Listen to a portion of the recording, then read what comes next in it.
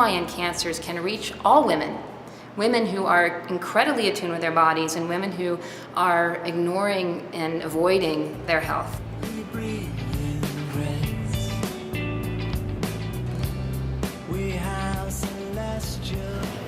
I wish I knew about these symptoms 10 months ago, 12 months ago, a year ago. I really did. I really do wish that I knew this and had this information. If I knew this, I might not be sitting.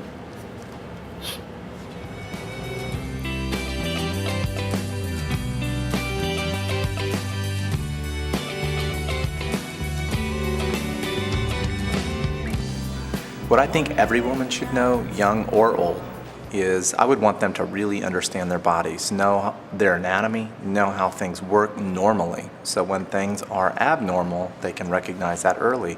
And if something's different and not right, ask questions and get answers. That's what your doctor is there for.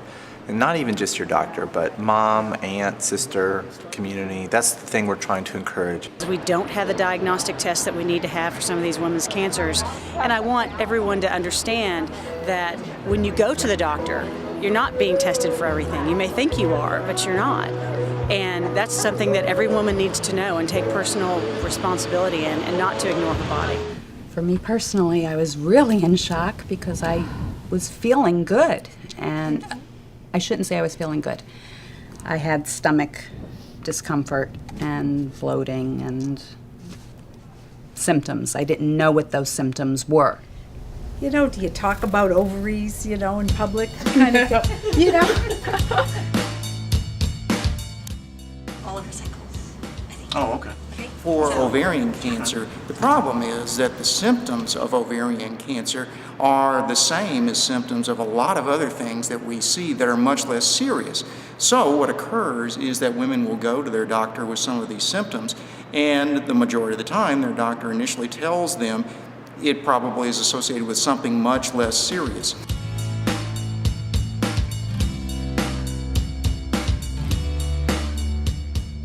It actually took a year from the start of my symptoms to the day I was diagnosed to discover my cancer.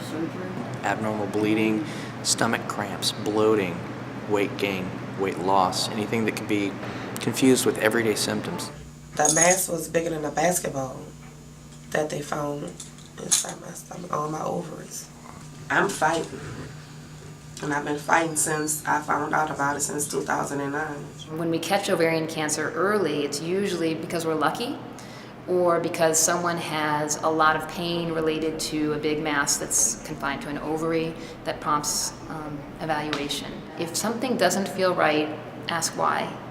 I dismissed a lot of things, blowing it off, thinking I was either coming down with the flu or just gaining weight, when in retrospect what I know now was actually signs of ovarian cancer.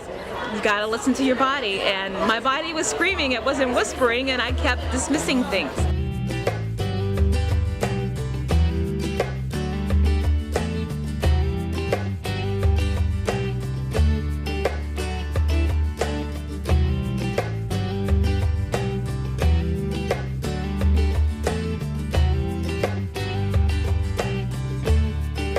So every woman should try as hard as she can. Find out if anyone in her family has had not only ovarian cancer, but breast cancer also. Both those things really increase a woman's risk of developing ovarian cancer, and she may be appropriate to be screened for a genetic predisposition. And that is the most powerful thing that we have to identify those women who should undergo risk reduction surgery, for instance, or even take prophylactic medicines such as birth control to lower risk. Patients that have been on the birth control pill for approximately 2 years can decrease their risk of developing ovarian cancer by up to 50% in the future. Women who have the breast cancer gene, BRCA1 or BRCA2, are not only at risk for breast cancer, but it increases their lifetime risk to between 20 and 35% of developing ovarian cancer. So these women really do need counseling. They may have choices that they can make to reduce that risk significantly. And seeing a specialist like a gynecologist to have that conversation is very important. Every woman needs to know that it doesn't affect just old women. It affects young women. 34 when I was diagnosed, no idea, just going through life, trying to live it and do things, and all of a sudden it hits you. And What kind of cancer? Ovarian, stage 3C. And it affects more women than you know, and I think more women need to talk about it. The best thing is to see a GYN oncologist and get them to do your surgery and do your treatment, because they're the best. What I urge women to know, younger women, all women, is basically to trust your body, listen to your body, and when something feels like it's different or not right, then don't be ashamed or afraid to go and find out what's going on and ask somebody to evaluate you. Don't assume that something is normal that is a change from your baseline. I think that women should know they should be proactive about their health, have their checkups with their breast, pelvic, and pap exams. And if they have any unusual symptoms, they should ask their doctors for an ultrasound. And if they have a family history, they should ask for genetic testing. Es uno que debe de pedir. Es uno lo que uno debe de controlarse, de decir, doctor, ¿qué es lo que me está pasando? Doctor, quisiera saber cómo están mis ovarios. Por favor, hágame una orden de un sonograma, una colonoscopía más extensa o un casting. Hay que darse el tiempo para ir al médico. The symptoms of cervical cancer are abnormal bleeding, typically during intercourse, abnormal pap smears.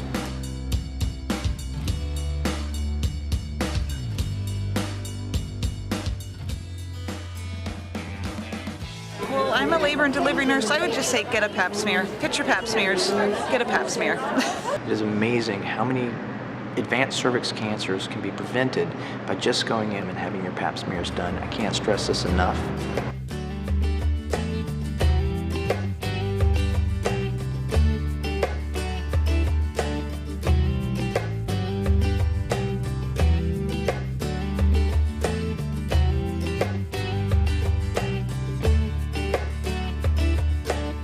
Tengo 24 años y esta fue la primera vez que fui a hacerme un pap smear porque una amiga me dijo que debería ir a hacérmelo porque es un examen muy importante. Pero en la cultura latinoamericana uno solo va a hacer el pap smear cuando uno está embarazada o cuando uno siente que algo no está bien en su cuerpo. Pero me siento muy feliz de que fui a hacerme el pap smear y yo quiero que toda mujer joven sepa de que ellas deben de ir a hacerse el pap smear. It's estimated in the United States that half of women who get cervical cancer in the United States have never had a pap smear in their entire life, and another 20% haven't had a pap smear in the last 5 years or within screening guidelines. Yo le dije para el año siguiente, y el año siguiente ya marcó una gran diferencia, un sufrir extra que me gané por decir, me lo hago el año siguiente. Young women, particularly women in their teens, need to think strongly about the use of the HPV vaccine, which has the potential to eventually eliminate cervical cancer in the United States. In contrast, older women, for the most part, need to be simply more aware of their bodies. They need to be concerned with changes in the way they perceive their body, changes in things like appetite and bowel movements, or bleeding. Irregular bleeding from the vagina is probably the single most common symptom associated with the cancers that we deal with. We know that most cervical cancers are associated with the human papillomavirus infection. So if we can prevent that infection by vaccinating patients early, then we are able to help prevent the development, hopefully, of a potential cancer in the future.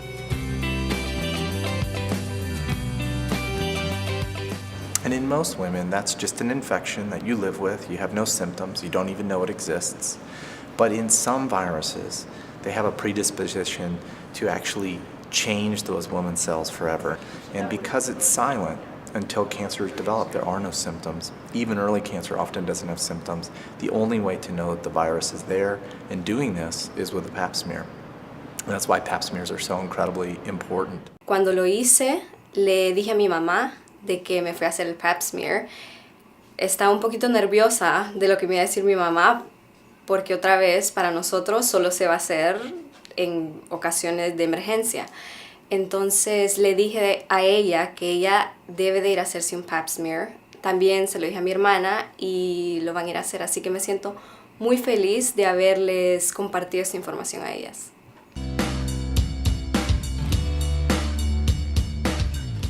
What I would like every woman to know about endometrial cancers is that it's actually one of the most common women's cancers that we know in the female genital tract. However, it's also one of the most curable. I'm a uterine cancer survivor of 17 years. I've had 5 recurrences, and what I want every woman to know is don't ever give up. Uterine cancer is also known as endometrial cancer by a lot of people, and this cancer is usually a disease of older women, that is, women beyond the age of menopause.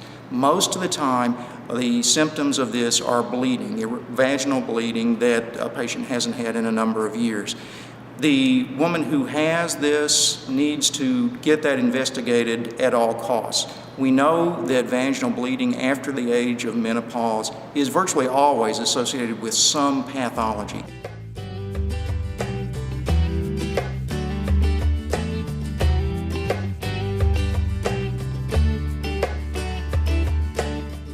If you have bleeding, you know, I had some afterwards, spotting bleeding.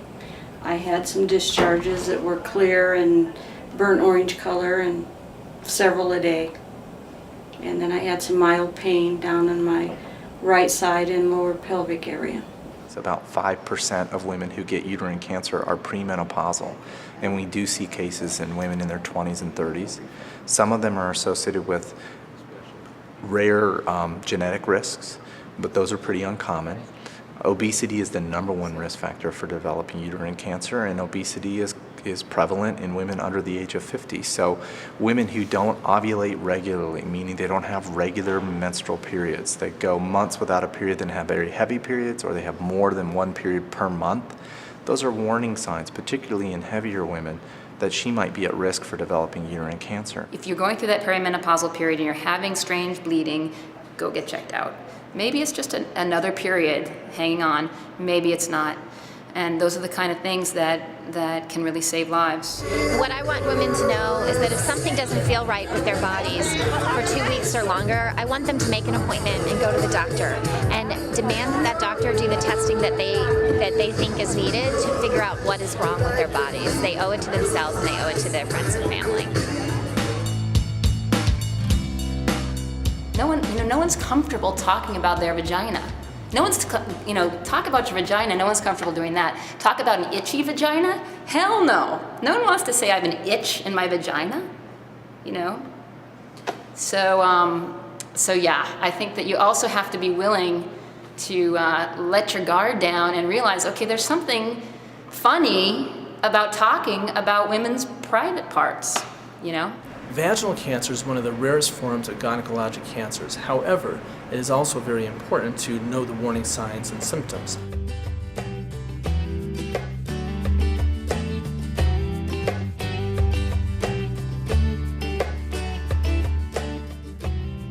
A simple visit to a physician with a pap smear at that visit, or at least a physical examination to inspect the area, may be enough to detect a lesion that can be then biopsied and then lead to the correct treatment. So it's very important to get it checked out if you have irregular bleeding, pain in the vaginal area, bleeding after intercourse, all potential signs or symptoms of vaginal cancer. There's nothing to be ashamed about looking down at your vagina or your vulva, asking for someone to check this out. Vulvar cancer is an unusual one because it is typically a disease of very elderly women, typically women in their 70s or 80s. And it's a disease that has relatively few symptoms, or that the symptoms that they have are typically ignored. Older women typically are embarrassed a bit to talk about symptoms of the genital tract. In terms of vulvar cancer, that little itch could be telling you something. It often presents with itching. If you have a persistent itch in your vagina or in your vulva, it's not a yeast infection and it's not going away, you need to go for evaluation to see if there's anything there that could be a precancer or a cancer. You notice a mole, you can get melanomas and abnormal growths on your vagina and your vulva. You notice something that's new, a new change, it's worth getting evaluated for that.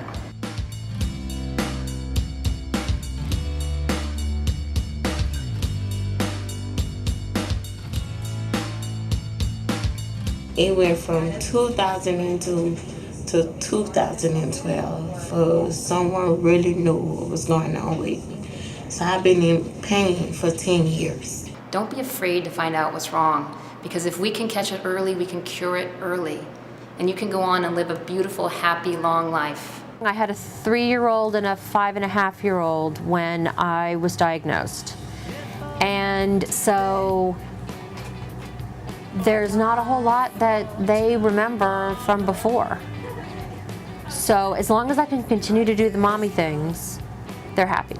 In the beginning, when all of this first started, I almost felt like I wasn't allowed to say, oh, well, we'll do that, like next year, because I didn't know if next year was going to be here.